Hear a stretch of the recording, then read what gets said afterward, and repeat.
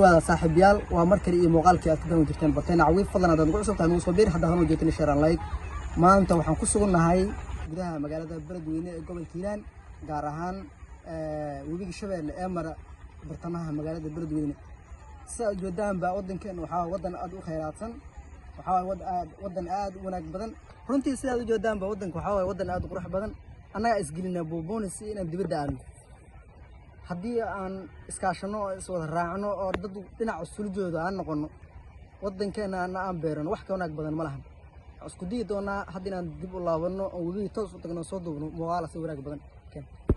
الله الله يا بابا وسلام عليك يا بابا الله الله يا بابا وسلام عليك يا بابا سيدي منصور يا بابا ونجيك نزور waxaan ku sugnahay webiga Shabeelle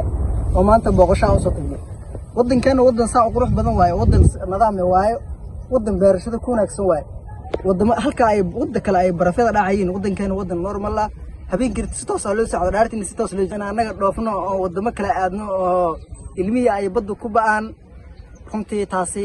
waxa waaye waa su'aal isweydiin mudan aan qabiilka isu dirirayno anaga qabiil madaxweynayaashana ay haystaan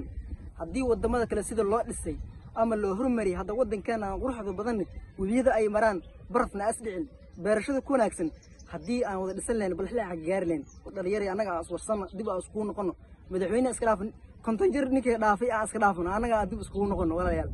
marka muuqaalkeena intaas isku gahay fadlan haddaad hor noola joogtay share like haddaad nagu subtahay nagu soo beer assalaamu calaykum waraxmatullaahi tacaala wabarakaatuh الله الله يا بابا وسلام عليك يا بابا الله الله يا بابا وسلام عليك يا بابا سيدي